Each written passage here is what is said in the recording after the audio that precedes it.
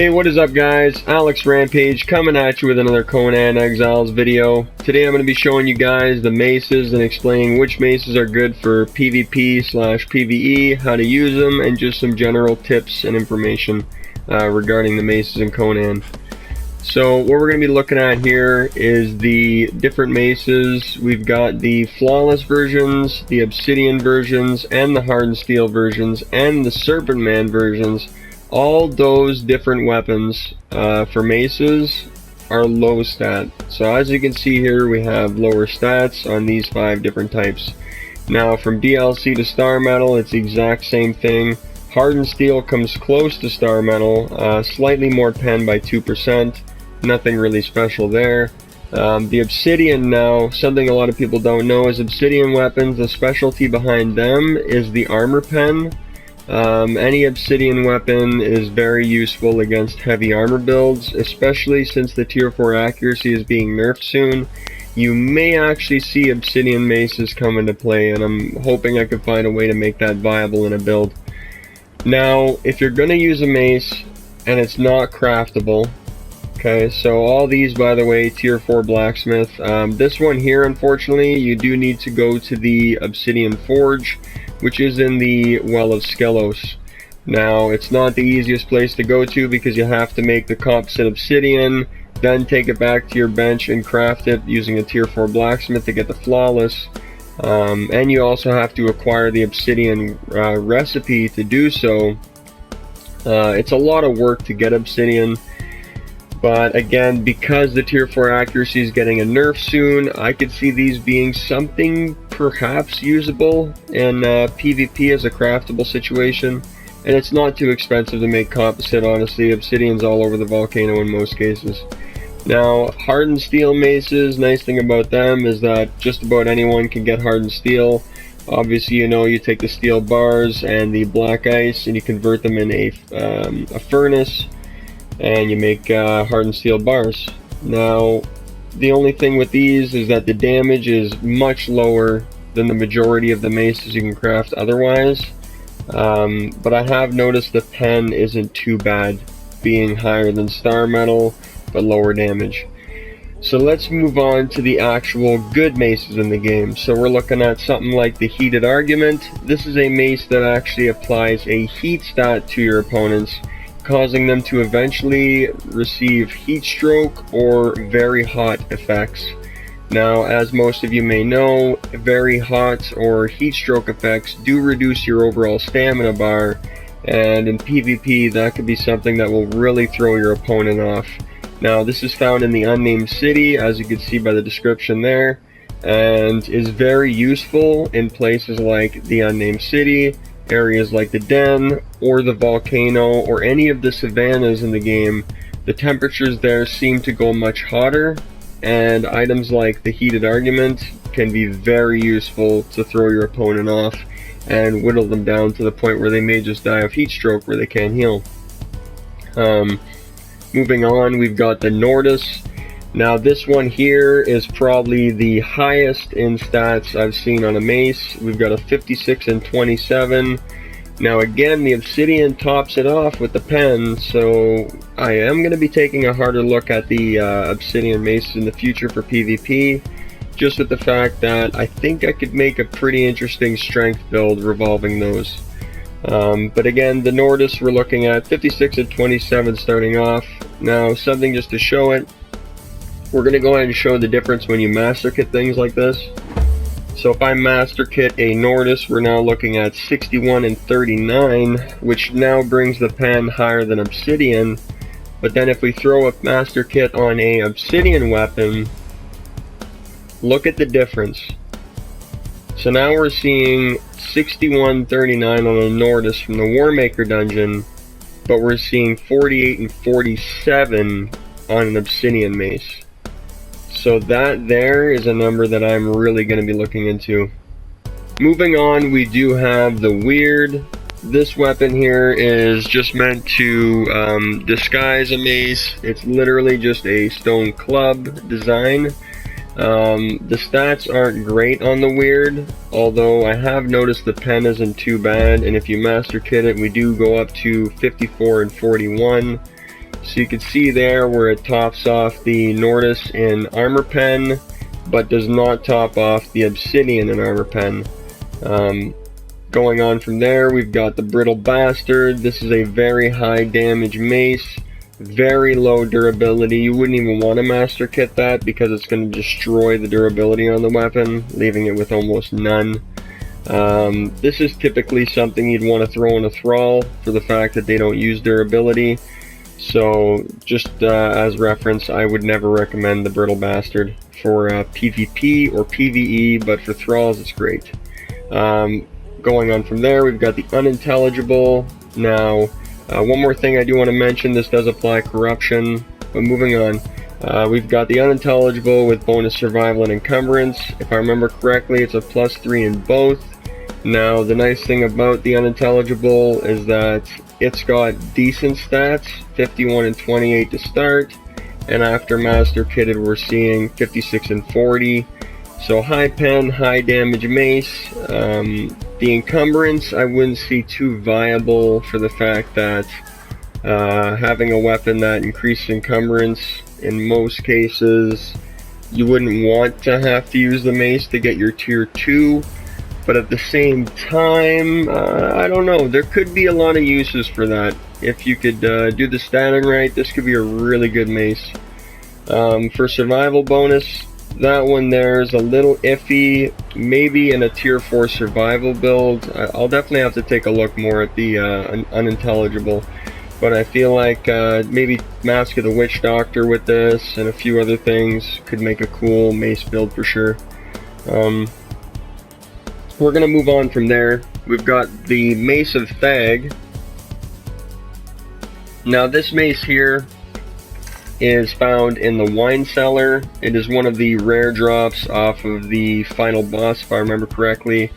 It does grant bonus vitality, which is kind of nice.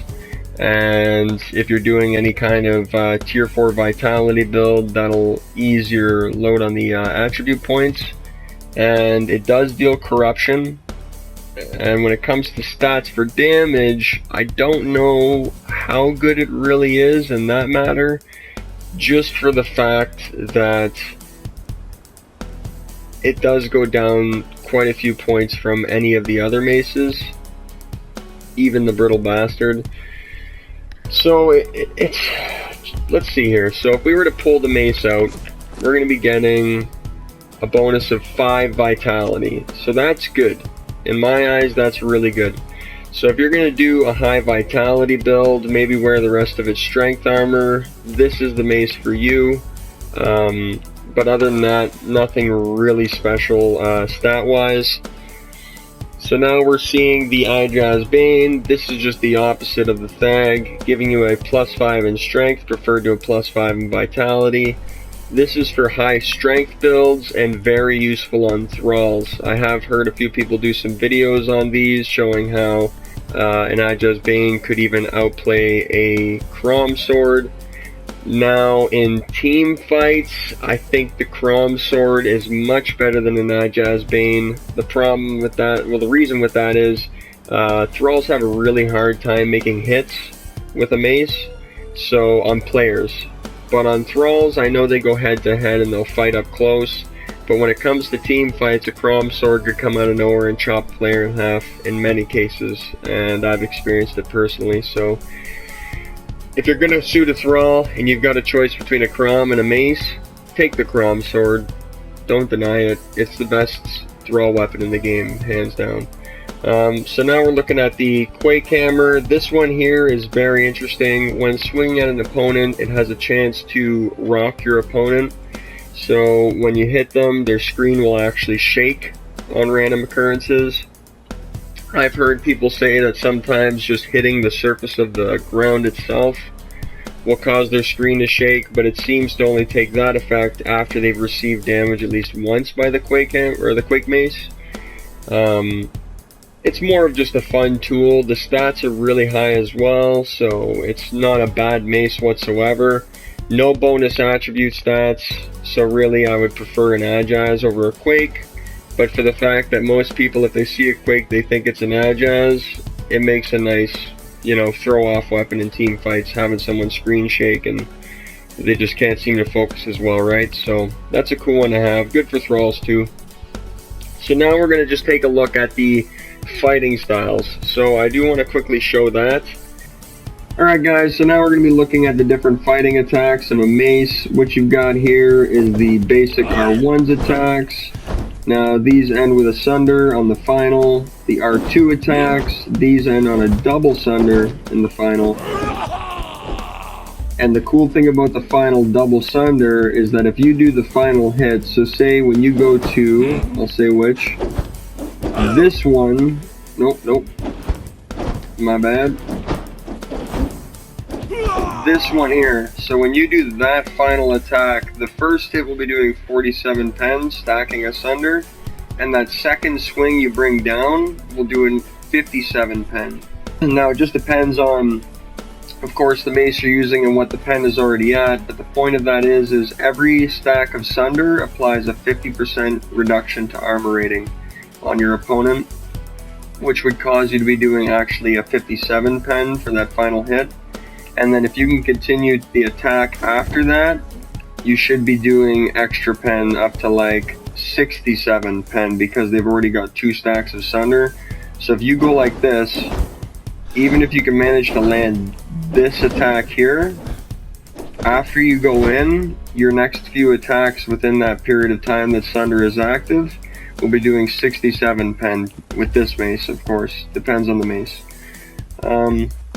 So we're going to go on from there to the shield attacks. We've got basics, nothing really special there, nothing but the mace. And then if we're going to go in for heavies, we have a shield bash. Now that one there will do sunder on the final and it'll knock people over. So now if we go to the throwing axes, this is the real trap card here if you're going to use a mace. This is what makes a mace very powerful, I find, and really steps the game up. So if you're going in for R1s, you can see we end with that, but if we go in for R2s, that attack there will actually do a sweeping attack, knocking people off their feet. So typically if you're going to try and knock someone over, you'll go in something like this. So you're going to go R1, R1, R2, R2. R1, R1 will always knock someone over. Nice thing about it too, if they've got a shield out, you can actually break the guard by landing this, because it's a sweep. So other than that, for maces, that's pretty much all the information you guys will need to know. Like I said, you've got this small variety of high-powered maces. They all work really well. I know there is a few other maces in the game, of course, but these are just a handful of ones that I would typically use for PvP. In my next video, guys, I will be covering different healing items, foods, curables like silken wraps, set antidotes, etc., how to use them effectively, and I can even point out where to obtain them on the map. For one last thing, because I did cut it short, this is a world box find. This is from the War Maker. This is craftable, craftable, craftable. Also craftable recipes just above the Well of Skelos. Heated Argument from the Unnamed City. Brittle Bastard from a World Box, same as the Weird. The Unintelligible is also a World Box. The Thag is from the Wine Cellar Dungeon. The Ajah's Bane is from a World Box. And the Quake is found in the Unnamed City as well. Alright guys, so that's the end of the video today. I hope you guys did enjoy this video. Please stay tuned for more videos just like this one. As I was saying, healing video and cures coming up next. So stay tuned for that one. And until next time guys, stay positive. Alex Bejo.